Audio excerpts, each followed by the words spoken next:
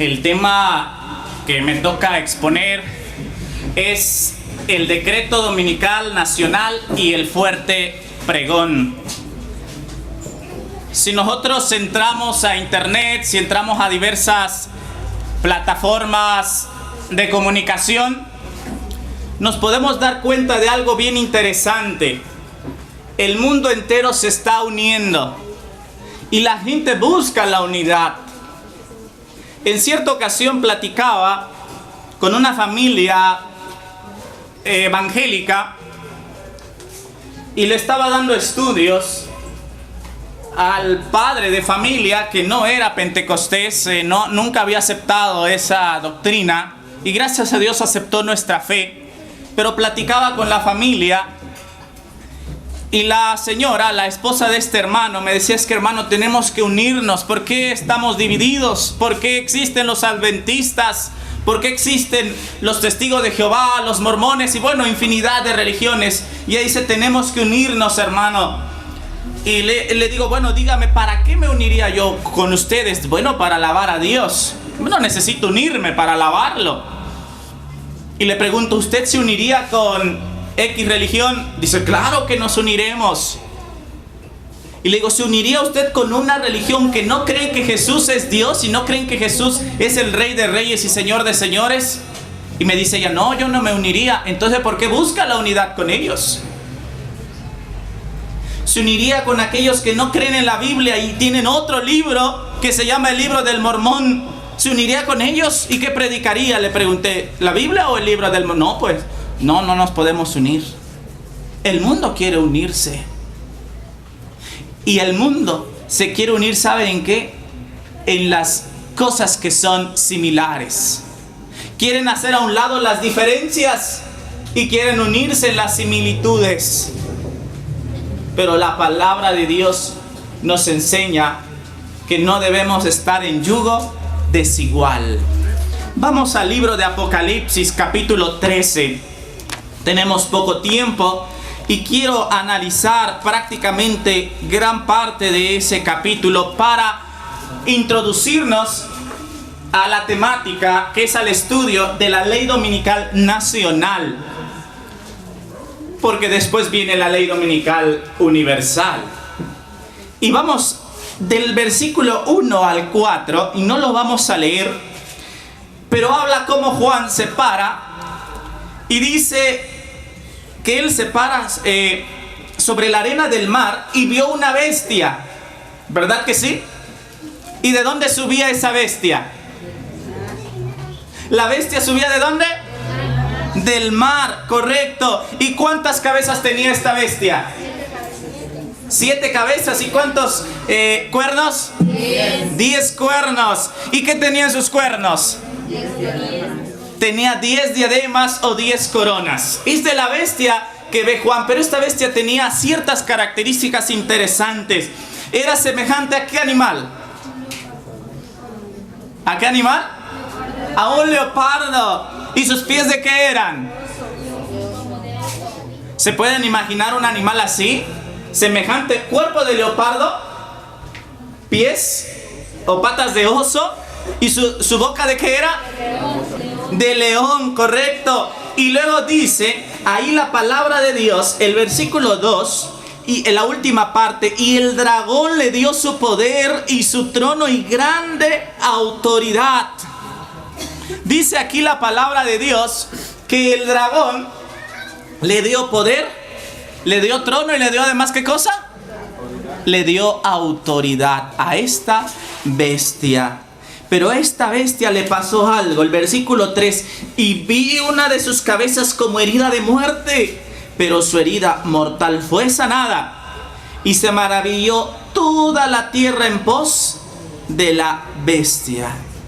Dice la palabra de Dios que esta bestia tuvo una herida mortal. ¿Pero qué pasó con esa herida?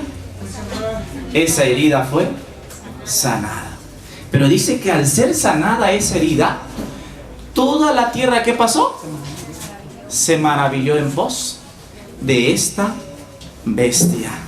Y algo interesante, hermanos, dice el versículo 4: y adoraron al dragón que había dado autoridad a la bestia, y adoraron a la bestia diciendo: ¿quién como la bestia? ¿Y quién podrá luchar contra ella?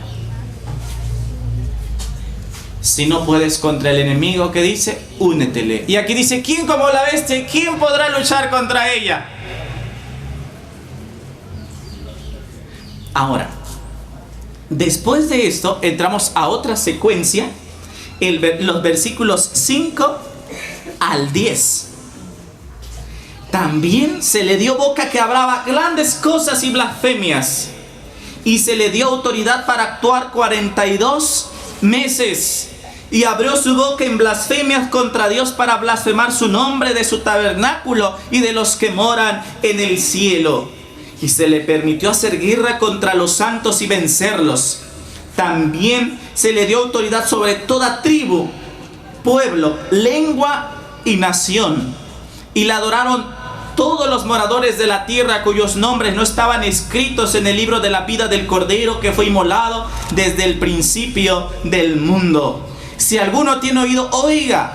Si alguno lleva en cautividad, va en cautividad.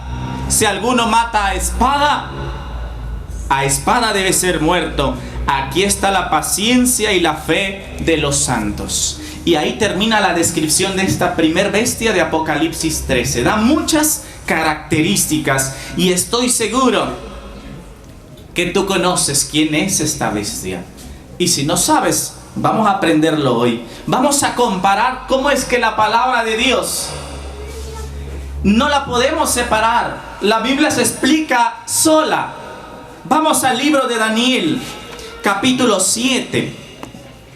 Y no olvidemos las características de esta bestia que vimos en Apocalipsis 13. Y ahora vamos a Daniel, capítulo 7, y leeremos el versículo.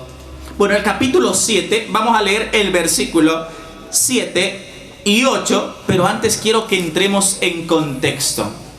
¿Recuerdan ustedes cómo era el cuerpo de la bestia que ya leímos de Apocalipsis 13? ¿De qué era? ¿El cuerpo era de qué? De leopardo. ¿Sus pies? ¿Y su boca? Ahora, Daniel 7 habla de esas mismas bestias, pero separadas. El versículo 2 dice que un león, perdón, el versículo 4 dice: la primera era como león, ¿correcto? Y el versículo 5 dice que la segunda era semejante a un ¿qué? A un oso. Y el versículo 6 era semejante ¿a qué?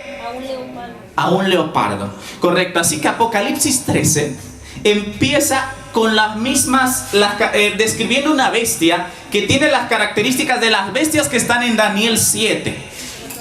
¿Sí? Ahora, pero todas juntas, correcto. Pero después el versículo 7 dice: después de esto miraba yo en las visiones de la noche, he aquí la cuarta bestia, espantosa y terrible, y en gran manera fuerte, la cual tenía unos dientes grandes de hierro, devoraba y desmenuzaba, y las obras hollaba con sus pies, y era muy diferente de todas las bestias que vi ante ella, y tenía 10 cuernos. Ahora, yo sé que ustedes, algunos conocen la descripción de estas profecías.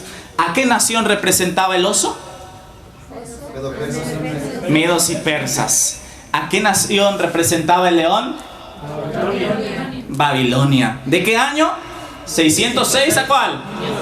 538. Muy bien. Y luego seguía el oso, que representaba medos y persas, del 538 ¿a cuál? Al 331. Y luego seguía el leopardo, que representaba ¿a quién? Grecia. ¿Y era de qué año a qué año? 331 al 68. A ver, como que ya no. 331 ¿a cuál? 168. Antes de Cristo. Y luego la bestia espantosa y terrible, ¿a quién representa? A Roma. A Roma, correcto, que es del 168 ¿a cuál? Al 476. Pero de Roma dice el versículo 8: mientras yo contemplaba los cuernos, he aquí que otro cuerno pequeño salía entre ellos, y delante de él fueron arrancados 3 cuernos de los primeros. Y aquí este cuerno tenía ojos como de hombre y una boca que hablaba grandes cosas. ¿Qué representan los cuernos? El versículo 24 dice, los 10 cuernos significan que de aquel reino se levantarán 10 reyes, y tras ellos se levantará otro, el cual será diferente de los primeros, y a 3 reyes derribará. Aquí entra en escena el cuerno pequeño. Pero nota qué características se le da en la Biblia a este cuerno pequeño. El versículo 25 dice, hablará palabras contra el Altísimo, y a los santos del Altísimo quebrantará, y pensará en cambiar los tiempos y la ley, y serán entregados en su mano hasta tiempos y medio tiempo. Ahora les pregunto algo. ¿Se parecen estas características del cuerno pequeño a la bestia de Apocalipsis 13? ¿O no se parecen? ¿Será el mismo poder? ¿O no será el mismo poder? Ahora, Apocalipsis 13 dice, este cuerno pequeño surge de una bestia espantosa y terrible.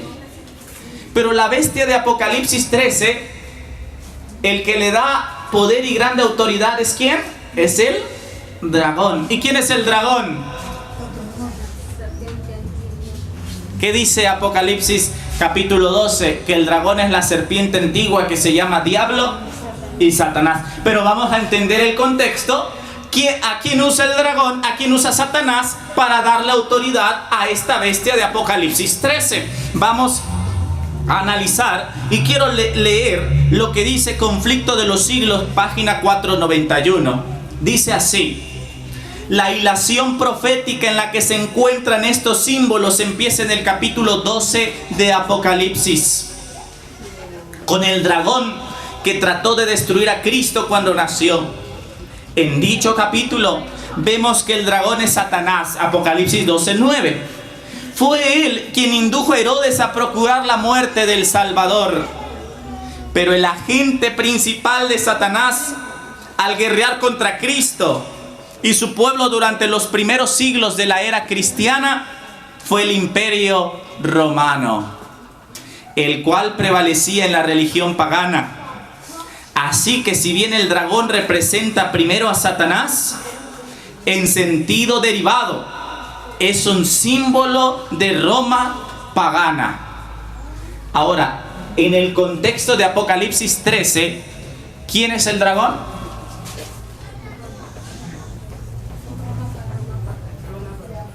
¿Quién es el dragón en el contexto de Apocalipsis 13? Roma pagana. ¿Sí? En Apocalipsis 12, el dragón representa a Satanás. Pero no es Satanás directamente el que persiguió al pueblo de Dios, sino utilizó un medio que fue, ¿quién es? Roma pagana, Roma imperial. ¿Sí? Entonces, el poder o el dragón que le da a la bestia de Apocalipsis 13 el poder y la autoridad fue Roma pagana, y le cede la silla a la bestia de Apocalipsis 13. Pero ¿quién es la bestia? Sigue diciendo el Conflicto de los Siglos, página 492. Este símbolo, hablando de la bestia, como lo han creído la mayoría de los protestantes, representa al papado, el cual heredó el poder y la autoridad del antiguo imperio romano. ¿A quién representa este símbolo? La primera bestia de Apocalipsis 13, el papado. ¿Sí estamos bien hasta ahí? Porque estamos viendo el contexto, cómo va a surgir la ley dominical nacional. Y ahorita vamos a entender en qué nación va a surgir la ley dominical. Correcto. Recuerden que Daniel 7 vimos que ese cuerno pequeño, que también representa al papado, pensará en mudar los tiempos. ¿Y qué cosa? Y la ley. ¿Y qué decía Salmo 129, lo que leímos hace rato? Tiempo es de actuar, oh Jehová, porque han invalidado tu ley. Ahora, se dice de la bestia parecida a un leopardo, le fue dada una boca que hablaba grandes cosas y blasfemias, y abrió su boca para decir blasfemias contra Dios y para blasfemar su nombre. y su tabernáculo y a los que habitan en el cielo. Y le fue permitido hacer guerra contra los santos y vencerlos. Y le fue dada autoridad sobre tribu y pueblo, lengua y nación. Según los traductores, la palabra dada aquí por su vida significa literalmente crecía o brotaba como una planta. Y como ya lo vimos, la nación debe nacer en territorio hasta entonces desocupado. Un escritor notable, al describir el desarrollo de los Estados Unidos, habla del misterio de su desarrollo de la nada y dice: como silenciosa semilla crecimos hasta llegar a ser un imperio.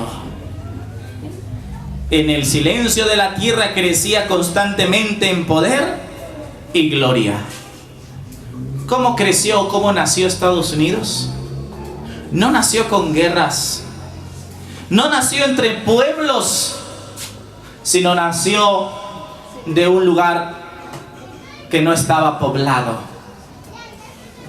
Y antes de 1798, Estados Unidos empezó a formarse como nación. Y empezó a crecer como crece una planta, hasta agarrar poder y gloria. Estados Unidos está representado en la Biblia como la bestia de dos cuernos. Está representado en las Escrituras como esa bestia que tiene cuernos de cordero, pero habla como ¿qué? Como dragón.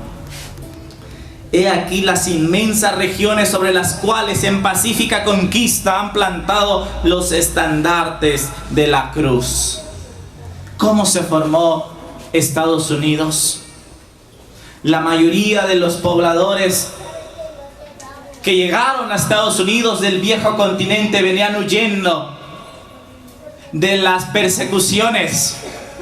Venían para ser libres de la opresión papal. Y llegaron a Estados Unidos y decidieron formar una nación libre, donde las personas pudieran practicar la religión que quisieran. Por eso tiene dos cuernos, que según el Conflicto de los Siglos, página 494, representa el republicanismo y el protestantismo, los dos cuernos: libertad civil y libertad religiosa. Y así surgió Estados Unidos. Pero dice que este país ejerce toda la autoridad de la primera bestia en presencia de ella. Notemos algo interesante. Por ejemplo, en Daniel 7, para que el leopardo pudiera surgir, debió derrotar al oso. ¿Lo recuerdan? Pero aquí menciona algo distinto. Dice que esta bestia ejerce la autoridad, pero en presencia de ¿qué? No derrota a la primera bestia, sino que ¿qué? Reinan, podríamos decir, juntos. Se unen. ¿Sí? Hacen una alianza. Y dice que esta bestia ejerce la autoridad ¿de cuál? De la primera bestia. Y hace que la tierra y los moradores de ella adoren a la primera bestia, cuya herida mortal fue sanada. Noten por qué surge esta segunda bestia. Ahora, esta bestia, Estados Unidos, va a hacer que la humanidad adore ¿a quién? ¿Y quién es la primera bestia? El papado. ¿Notan cómo se va a ir fraguando esto? Y no estamos lejos, hermanos. Podemos ver las noticias. Podemos ver cómo el mundo está reclamando un día de descanso. Y podemos ver cómo en países como en Argentina, por ejemplo, los mismos trabajadores están pidiendo descanso y cierre obligatorio de negocios y empresas el día domingo. Como en diversos países del mundo se está haciendo obligatoria la ley dominical. Pero debemos nosotros estar al tanto, no de todos los países, sino de nuestro vecino de arriba. Porque cuando habla como ¿qué? Como dragón. Cuando Estados Unidos empiece a ejercer la autoridad de la primera bestia, cuando Estados Unidos quite las leyes de libertad religiosa, esta bestia le dará el poder a la primera bestia. Conflicto de los siglos 4:95 dice así: los cuernos como de cordero y la voz del dragón del símbolo indican una extraña contradicción entre lo que profesa ser y lo que practica la nación aquí representada. El hablar de la nación son los actos de sus autoridades legislativas y judiciales. Por esos actos la nación desmentirá los principios liberales y pacíficos que expresó como fundamento de su política. La predicción de que hablará como dragón y ejercerá toda la autoridad de la primera bestia anuncia claramente el desarrollo del espíritu de intolerancia y persecución de que tantas pruebas dieran las naciones representadas por el dragón y la bestia semejante al leopardo. Y la declaración de que la bestia con dos cuernos hace que la tierra y los que en ella habitan adoren a la primera bestia, indica que la autoridad de esta nación será empleada para imponer alguna observancia en homenaje al papado. ¿Qué dice ahí? Que el poder de esta nación, de Estados Unidos, va a ser empleado para imponer una observancia en homenaje ¿a quién? Al papado. Ahora, hermanos, analicemos algo. El versículo 14 dice: engaña a los moradores de la tierra con las señales que se le ha permitido hacer en presencia de la bestia, mandando a los moradores de la tierra que le hagan imagen a la bestia que tiene la herida de espada y vivió. Les pregunto algo: ¿qué es una imagen? Porque dice que esta bestia manda a los moradores que formen una imagen de la primera bestia. ¿Qué es una imagen? Algo similar. Algo semejante, algo similar, ¿no? Podemos tener aquí la imagen, tenemos aquí esta planta, pero podemos tener un dibujo de la planta, ¿sí? Exactamente, tenemos aquí una planta que no es la real, pero se parece a esta. Esto indica que van a hacer una imitación ¿de qué? De la primera bestia. Ahora, ¿qué es entonces la imagen de la bestia? Conflicto de los siglos 4:96 dice: para que los Estados Unidos formen una imagen de la bestia, el poder religioso debe dominar de tal manera al gobierno civil. Noten, ¿recuerdan que tiene dos cuernos? Libertad civil y libertad ¿qué? Pero ahora, para que la imagen de la bestia se forme, el poder religioso tiene que dominar ¿qué? Al poder civil. Que la autoridad del Estado sea empleada también por la iglesia para cumplir sus fines. Cuando la iglesia, cuando las organizaciones religiosas, cuando el protestantismo domine el poder civil en Estados Unidos, será formada la imagen de la bestia. ¿Sí? Cuando las iglesias principales de Estados Unidos, estoy leyendo Conflicto de los siglos 4:98, uniéndose en puntos comunes de doctrina, influyan sobre el Estado para que imponga los decretos y las instituciones de ellas, entonces la América protestante habrá formado una imagen de la jerarquía romana. La inflicción de penas civiles contra los disidentes vendrá por sí sola. La misma cita dice: la imagen de la bestia representa la forma del protestantismo apóstata que se desarrollará cuando las iglesias protestantes busquen la ayuda del poder civil para la imposición de sus dogmas. ¿Qué quiere decir esto? Que la imagen de la bestia es cuando las religiones protestantes busquen el poder político para imponer sus ¿qué? Sus creencias, sus dogmas, sus doctrinas. Entonces, hermanos, debemos entender algo. Quiero empezar a concluir porque el tiempo ha avanzado. La imagen de la bestia, ¿cuándo se forma entonces? Cuando las religiones protestantes, bueno, se unan, podríamos decir, pero dominen al poder civil y se forma la imagen de la bestia. ¿Por qué la imagen de la bestia? Recuerden que la primera bestia es el ¿qué? El papado, el cuerno pequeño que intentó cambiar los tiempos y la ley. Ahora, este poder religioso, esta imagen de la bestia, va a imponer los mismos dogmas de la primera bestia. Un día de descanso, y por supuesto no va a ser el sábado, ¿verdad? ¿Va a ser qué día? El domingo. Pero ahora entramos a algo.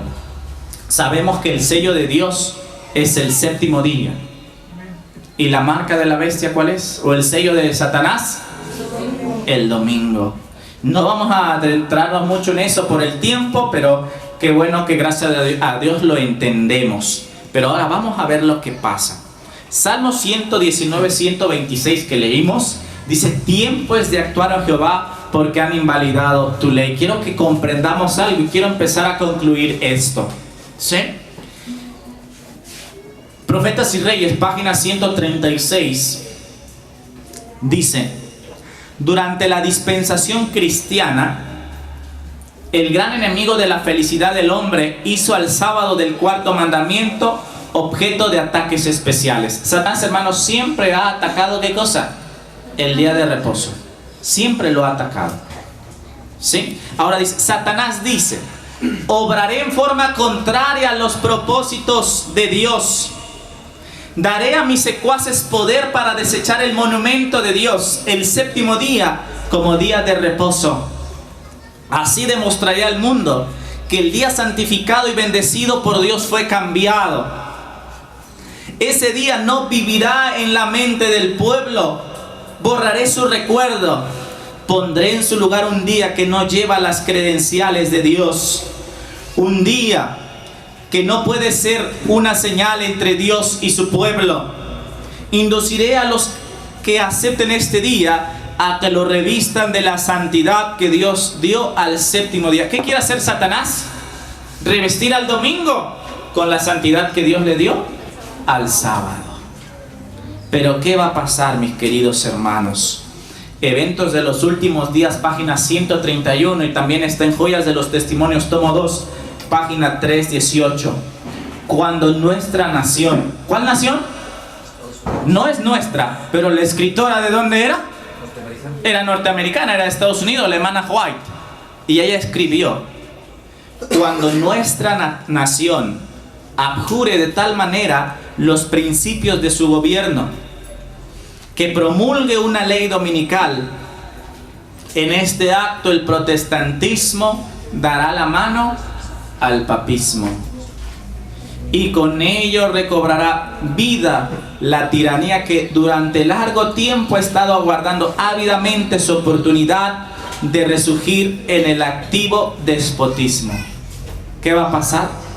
Cuando Estados Unidos imponga leyes dominicales, entonces el protestantismo se unirá al papismo. Entonces, ¿para qué se separaron en la Edad Media? ¿Para qué tanta pelea?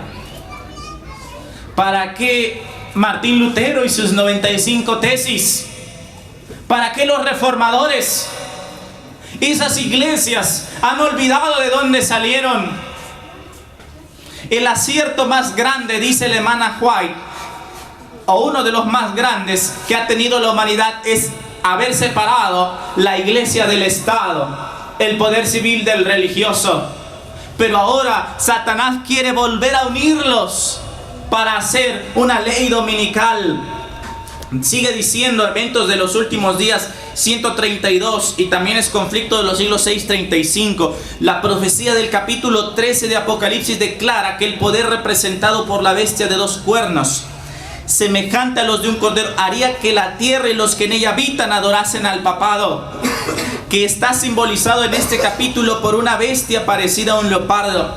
Esta profecía se cumplirá, escuchemos, cuando los Estados Unidos hagan obligatoria la observancia del domingo que Roma declara ser el signo característico de su supremacía. ¿Cuándo se cumplirá la profecía? Cuando Estados Unidos haga obligatorio ¿qué? La ley dominical. Ahora comprendamos algo. Pero tú y yo no estamos en Estados Unidos. ¿Qué tiene eso que ver con nosotros? Porque después de una ley dominical nacional, viene una ley dominical ¿qué? Universal. Y ese es el siguiente tema. Así que no se lo pierdan. ¿Sí? La corrupción política está destruyendo el amor a la justicia, el respeto y a la verdad. Y hasta en los Estados Unidos de la libre América se verán los representantes del pueblo y a los legisladores tratar de asegurarse el favor público, doblegándose a las exigencias populares de una ley que imponga la observancia del domingo. Así que, hermanos, Estados Unidos va a hacer a un lado esas leyes de libertad civil y se va a inclinar para adorar o para que adoren a la primera bestia. Eso dice la Biblia. Hermanos, lo primero ya se cumplió. La primera bestia ya tuvo su herida mortal en 1798 y la herida fue sanada, por cierto. La segunda bestia, hermanos, surgió de la tierra. Y esto que estamos viendo, hermanos, yo no sé cuándo, pero también se cumplirá. Y estamos seguros que no falta mucho para eso. Tú puedes ver el Consejo Mundial de Iglesias. Todo, hermanos, todo se está fraguando para formar esto.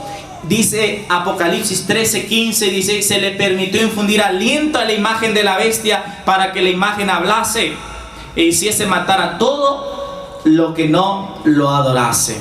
Ahora, entonces vemos esto y podemos ver algunos avances. Grupos religiosos como la Alianza del Día del Señor quieren en Estados Unidos ya imponer la ley dominical. Y hay por ahí un sitio web que la traducción al español de este sitio web es los 10 mandamientos. Y uno entendería que son los 10 mandamientos, pero cuando entras al sitio te das cuenta que es una unión de iglesias en favor de la ley dominical.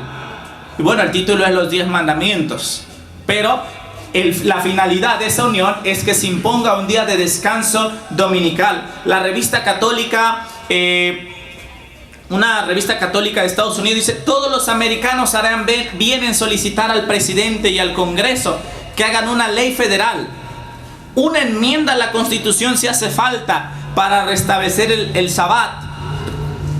Y dice entre paréntesis el día domingo como día de reposo nacional.